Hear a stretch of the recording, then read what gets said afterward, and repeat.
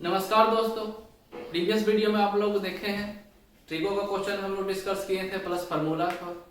जो भी क्वेश्चन आप लोग का प्रॉब्लम हो रहा है क्वेश्चन ऐसे तो और कंटिन्यू कर रहे हैं हम लोग, लेकिन आज कुछ नया टॉपिक स्टार्ट कर रहे हैं जैसे हाइट एंड डिस्टेंस है। हाइट एंड डिस्टेंस भी ट्रिगो से ही रिलेटेड है। आप लोग 10th में आप लास्ट टाइम आ गया है, 2 मंथ बचा है तो आप लोग को इतना इन्फॉर्मेशन मालूम होगा। ट्रिगो से ही जो फार्मूला वगैरह है जो हाइट एंड डिस्टेंस में हम लोग यूज करते हैं। तो आज हम हाइट एंड डिस्टेंस के बारे में कुछ हम लोग जान लेते हैं।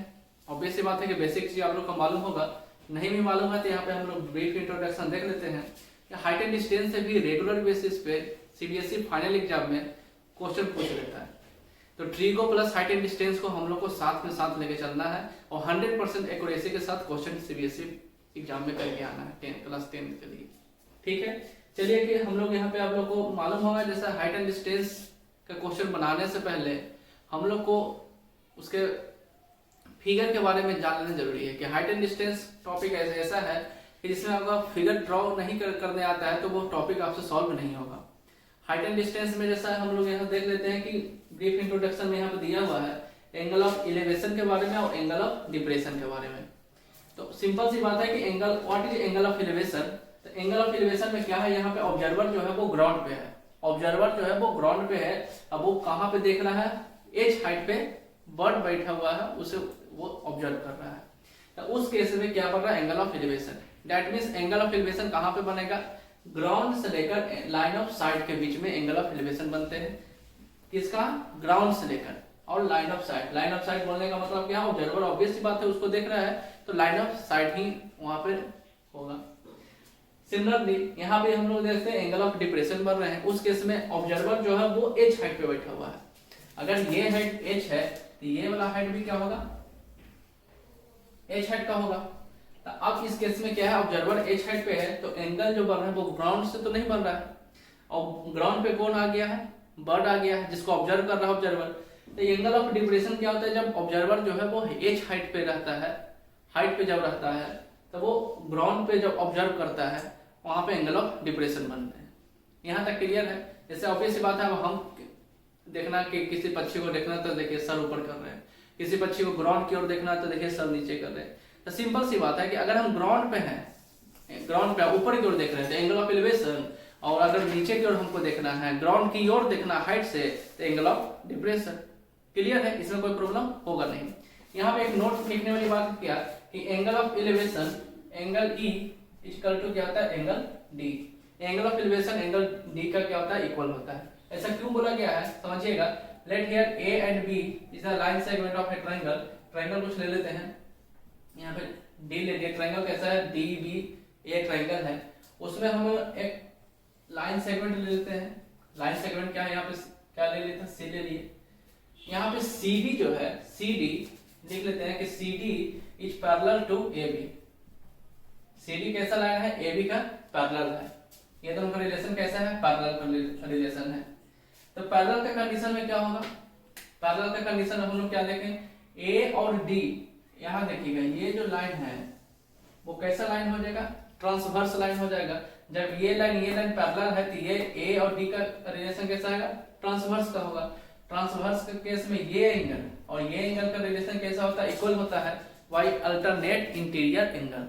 अल्टरनेट इंटीरियर एंगल के क्या हो गया, अगर ये एंगल थीटा है तो इसका वैल्यू क्या हो गया, थीटा हो गया। क्लियर है। और अभी हम लोग देखे हैं जो ग्राउंड पे एंगल बनता है वो एंगल ऑफ एलिवेशन, और जो हाइट पे एंगल बनता है वो एंगल ऑफ डिप्रेशन। आई बात समझ में। तो यहाँ पे हम क्या बोल सकते हैं, angle E equal to angle D. कोई प्रॉब्लम नहीं है।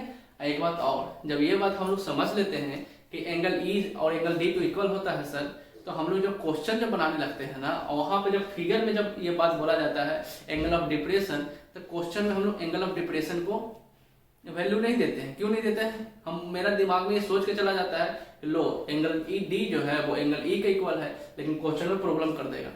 एंगल डी और एंगल ई का अलग अलग इंपॉर्टेंस है, क्वेश्चन जब बताएंगे उसमें आपको समझ में आएगा। यहाँ पे वैल्यू इक्वल होता है, ऐसा नहीं बोला गया कि हाँ उसको छोड़कर चलना है, एंगल डी को, एंगल डिप्रेशन को छोड़कर नहीं चलना है। चलिए तो हम लोग अब क्वेश्चन पे आ जाते हैं। क्वेश्चन यहाँ पे आप लोग का स्क्रीन पर डिस्प्ले हो रहा होगा। क्वेश्चन स्टार्ट करते हैं।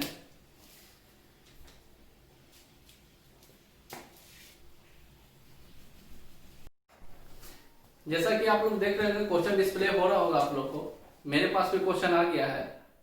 हाइट एंड डिस्टेंस का क्वेश्चन को एक बार थ्रोली पढ़ लेना है, ठीक है। चलिए स्टार्ट करते हैं question. From the top of a 7 metre high building the angle of elevation of the top of a cable tower is 60 degree and the angle of depression of its foot is 45 degree. Determine the height of a tower. Question को एक बार क्या करना है, थोरली पढ़ लेना, पढ़ लिए। अब वेन डायग्राम बनाने के लिए आपको क्या करना है, क्वेश्चन का स्टेटमेंट को ब्रेक कर करके पढ़ना है। उससे क्या होता है कि आपको वेन डायग्राम बनाते समय बहुत यूजफुल होगा। चलिए स्टार्ट करते हैं। देखिए अभी आपके साथ बनाते हैं। क्या बोला गया, फिर से एक बार स्टेटमेंट को ब्रेक करके। From the top of a 7 metre high building the angle of elevation, the angle of elevation जो है, क्या बोला गया, एंगल ऑफ एलिवेशन कहां से फॉर्म हो रहा है, तो टॉप से। किसके टॉप से, 7 मीटर हाई बिल्डिंग। एक बिल्डिंग है,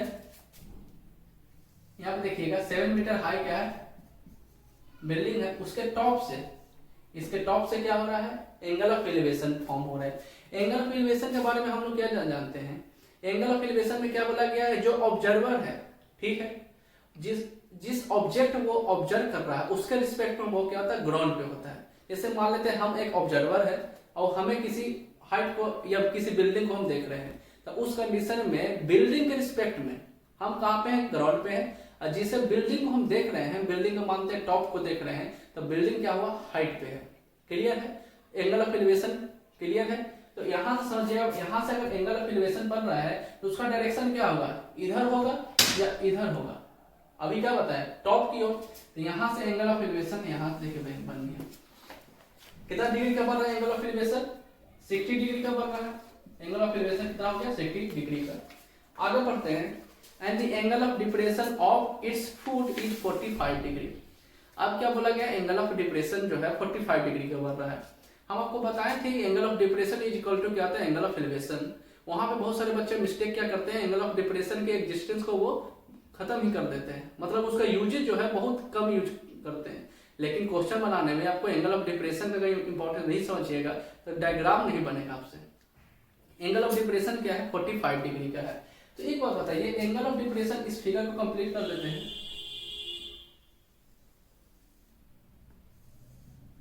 चलिए अब एक बात समझिए कि एंगल ऑफ जो डिप्रेशन बन रहा है वो कहां से बनेगा, यहां से यहां बनेगा, यहां से यहां बनेगा।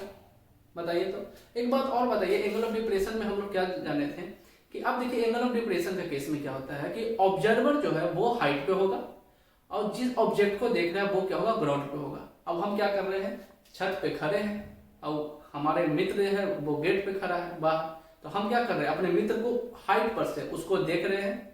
तो उस कंडीशन में वो हम किस एंगल के थ्रू उसको देख रहे हैं, एंगल ऑफ डिप्रेशन के थ्रू। क्लियर है। एक बात बताइए, अब है क्या कि यहां से यहां की ओर एंगल ऑफ डिप्रेशन बन रहा है कि यहां से यहां बनेगा। प्रॉब्लम हो जाता है यहाँ पे, मोस्ट ऑफ स्टूडेंट यहाँ पे कंफ्यूज हो जाते हैं कि अब एंगल ऑफ डिप्रेशन ले कहां से। एक बात समझना है, उसको याद रखिएगा, 100% ये आपको प्रॉब्लम नहीं होने देगा। क्या है कि ऑब्जर्वर का पोजीशन चेंज नहीं करना है, ऑब्जर्वर का पोजीशन चेंज नहीं करना है। अगर वो एंगल ऑफ एलिवेशन बना रहा है तो वहीं से एंगल ऑफ डिप्रेशन भी बनाएगा। बहुत सारे बच्चे कंफ्यूज क्या हो जाते हैं कि आप एंगल ऑफ डिप्रेशन कहां से लें, ऑब्जर्वर एक ही है, बात आई समझ में। तब ऑब्जर्वर का जब पोजीशन एंगल ऑफ एलिवेशन से ये है तो एंगल ऑफ डिप्रेशन से भी ऑब्जर्वर का पोजीशन यही होगा, तो एंगल ऑफ डिप्रेशन यहां से क्या हो गया, यहां देखिए। क्लियर है। और एक क्वेश्चन में मेंशन किए हुए हैं इट्स फुट, इट्स फुट जो है वो किसके लिए है, यहाँ पे किसके लिए है, वो टावर के लिए। तो यहाँ पे देखिए ग्राउंड, टावर के ग्राउंड पे क्या बन रहा है, फुट पे। अब यहाँ पे एंगल ऑफ जो डिप्रेशन है वो क्या, 45 डिग्री। यहाँ पे ले लेते हैं angle of depression 45 degree. Clear है। लेकिन यहाँ पे देख रहे हैं कि यहाँ पे राइट एंगल ट्रायंगल है, यहाँ पे भी राइट एंगल ट्रायंगल है। अब यहाँ पे 45 डिग्री हो गया। अब यहाँ पे आप आइडेंटिफाई करना है आपको ट्रायंगल। चलिए यहाँ पे देखते हैं क्या कौन कौन सा triangle, A B C D E. यहाँ पे कितने टाइप्स, यहाँ पे ट्रायंगल है, टाइप्स नहीं बोलेंगे क्योंकि टाइप्स तो अंडरस्टूड है, राइट एंगल ही होगा। कितने ट्रायंगल आपको मिल रहा है, यहाँ देखिएगा 1, यहाँ पे क्या है 2, कौन कौन सा, ई बी सी, एंड यहाँ पे क्या है थर्ड वन इज 3, यहाँ पे क्या है ई डी सी, 3 है यहाँ पे ट्रायंगल फॉर्म हो रहे हैं। जिसमें से ये तो आपको क्लियर है ऊपर की का पार्ट्स है, यहाँ पे आपको है कौन सा आपको ट्रायंगल का यूज करना है बनाते समय। तो ऑब्वियस सी बात है, यहाँ पे आप देखिए ये जो ट्रायंगल है उसका बेस ऊपर की ओर है, तो यहाँ पे है जो ये ट्रायंगल EDC, ये राइट एंगल ट्रायंगल है। चलिए जैसा कि हम लोग देख रहे हैं कि यहाँ पे ट्रायंगल 1 2 3 है, तो अब है क्या कि इसका यूज करना है या इसका यूज करना है। तो ऑब्वियस सी बात है हम अपने सुटेबल के अनुसार यूज करते हैं। तो यहाँ पे EDC ट्रायंगल का राइट एंगल ट्रायंगल का यूज करना है, इसमें इसका रोल नहीं है। तो एक बात है, ये सिंपल सा, इसका क्या आपको एंगल ऑफ एलिवेशन मालूम है, ये थीटा का वैल्यू क्या हो जाएगा मालूम है। ऑब्वियस सी बात है क्या हो जाएगा 45 डिग्री हो गया। क्यों हो गया? क्योंकि ये वाला पार्ट क्या है पैरेलल है। ऐसा क्यों हम बात बोले, ये फिगर EBCD का डायग्राम कैसा है, रेक्टेंगुलर है। रेक्टेंगुलर में हम लोग क्या जानते हैं कि अपोजिट साइड्स इक्वल और पैरेलल होते हैं। जब ये दोनों साइड EB, अगर यहाँ पे हम EB पैरेलल टू DC अगर हम बोल रहे हैं DC, उस कंडीशन में EC क्या हो गया, ट्रांसवर्स हो गया। EC ट्रांसवर्स है, तो सिंपल सी बात है कि ये एंगल क्या हो गया, इक्वल हो गया बाय अल्टरनेट इंटीरियर एंगल। यहाँ पे कोई प्रॉब्लम होना नहीं चाहिए, ये एंगल आपस में क्या हो गया, इक्वल हो गया। चलिए आगे बढ़ते हैं। ये पिक्चर अब क्या क्लियर हो गया। अब एक बात समझना है, देखिएगा आप लोग क्या बता सकते हैं कि इसमें बिल्डिंग कौन सा है, इसमें टावर कौन सा है, बताइए। तो बिल्डिंग यहाँ पे क्या है, बिल्डिंग ऑब्वियस बात ये 7 मीटर है, तो यहाँ पे बिल्डिंग का नेमिंग हम कर रहे हैं ED बिल्डिंग होगा, या बिल्डिंग क्या है ED होगा सिर्फ, या EDEB, कौन सा बिल्डिंग होगा। एक बात आपको बताते हैं, ये बात हम क्यों पूछे, एक्चुअली हम क्लास जब ले रहे थे तो आप लोग देखते होंगे कि जनरली हम लोग का लोकल मार्केट में क्या होता है, ये घर के ऊपर भी टावर रहता है, ठीक है।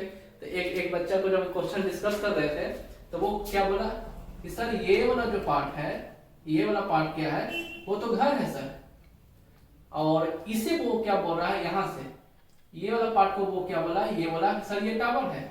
हम बोले ऐसा क्यों, तो बोला गया सर हम जो जिस गली से आते हैं उस गली में हम देखे हैं कि घर के ऊपर टावर रहता है सर। तो हाँ, ये कंफ्यूजन आप लोग को नहीं होना चाहिए। एक्चुअली में जो टावर है वो कहाँ से है, टावर का हाइट है जो यहाँ पे थोड़ा सा दूर लिखते हैं, यहाँ लिख लीजिए, देखिएगा हाइट ऑफ टावर क्या है यहाँ पे बताइएगा, AC है। हाइट ऑफ टावर क्या है, AC है। और क्वेश्चन में क्या पूछा है आपसे, क्योंकि find the height of A tower, तो हाइट ऑफ टावर में क्या है, AC का वैल्यू आपको निकालना है, क्लियर ना। AB का वैल्यू नहीं निकालना है आपको। अब जिसमें अगर ये 7 मीटर है तो इसका वैल्यू क्या हो गया, 7 मीटर हो गया। अभी बताएं ये EBCD का फिगर कैसा है, रेक्टेंगुलर है, तो इसका वैल्यू क्या होगा, इक्वल हो गया, ये 7 हो गया। अब AB का वैल्यू मालूम है, नहीं मालूम है, तो इसका वैल्यू क्या ले लेते हैं, स्मॉल h ले लेते हैं। यहाँ तक कोई प्रॉब्लम, कोई दिक्कत नहीं। कोई प्रॉब्लम होगा तो ऑब्वियस सी बात है कमेंट करना है, आप ही सबके प्रॉब्लम के लिए यहाँ पे है अवेलेबल, ठीक है। चलिए आगे बढ़ते हैं। ये क्वेश्चन अब एग्जाम में पूछा जाता है तो आपको फुल डिटेल में क्या लिखना है, स्टार्ट करते हैं। क्या लिखेंगे, इन अ राइट एंगल ट्रायंगल,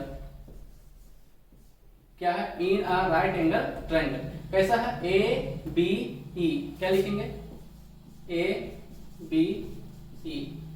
अब इसमें सिंपल सी बात, ये इस ट्रायंगल में क्या क्या इंफॉर्मेशन आपके पास है, क्या AB का वैल्यू हम क्या लिए हैं, H लिए हुए हैं। EB क्यों, क्योंकि बेस है। EB का वैल्यू मालूम है, नहीं मालूम है। और कोई इंफॉर्मेशन, एंगल E क्या है, 60 डिग्री है, इससे ज्यादा कुछ मालूम नहीं है। तो अब यहां से कोई वैल्यू हम लोग फाइंड आउट नहीं कर सकते, ठीक है। अब और एक ट्रायंगल यहां पे बन रहा है जो हमें यूज कर रहा है। चलिए सिमिलरली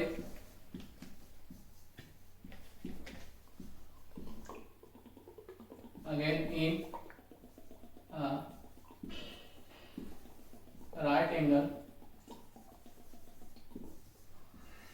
ट्रायंगल। अब किस में बात करेंगे, EDC में। क्या बोलेंगे, EDC। क्लियर है। अब EDC में क्या करेंगे, इंफॉर्मेशन मालूम है क्या, ED का वैल्यू मालूम है, ED का वैल्यू मालूम है 7 मीटर, 7 मीटर। DC का वैल्यू मालूम है, DC का वैल्यू मालूम नहीं है। और क्या, ऑब्वियस सी बात है, एंगल C आपका गिवन है 45 डिग्री। ठीक है, तो एक बात समझिएगा, यहाँ जो DC का वैल्यू जो होगा वही क्या होगा, EB का वैल्यू। क्लियर है, क्योंकि EB इक्वल टू क्या होगा, DC। अभी बात बताएं, ये फिगर को क्या बोलते हैं, EBCD को क्या बोले हैं, रेक्टेंगल। तो जो EB का लेंथ होगा वही क्या होगा, DC का लेंथ होगा। ठीक है, तो इसका वैल्यू हम क्या ले लेते हैं, लेट। यहाँ इसका वैल्यू क्या लेंगे, x लेंगे। तो यहाँ पे भी इसका वैल्यू भी क्या हो गया, x हो गया। ठीक है, यहाँ पे हम लोग लिख लेंगे एज्यूम वैल्यू ऑफ DC। ठीक है, और यहाँ पे और देखा जाए कि DC is equal to EB। ठीक है, बाय रेक्टेंगल प्रॉपर्टी। अब यहाँ पे हम लोग देख लेते हैं। चलिए अब आते हैं किस ट्रायंगल में, आप आगे इन राइट एंगल ट्रायंगल। और यहाँ पे आगे, यहाँ पे देखिए क्या क्या मालूम है, क्या लिख सकते हैं, ED अपॉन DC। DC का वैल्यू क्या ले लिया हम लोग, x ले लिए। Is equal to P upon किसका यूज कर रहे हैं, किस रेशियो का, P अपॉन B का रेशियो यूज कर रहे हैं। यहाँ पे क्या यूज करेंगे, tan। एंगल क्या है, 45 डिग्री। यहाँ पे क्या हो गया, एंगल 45 डिग्री।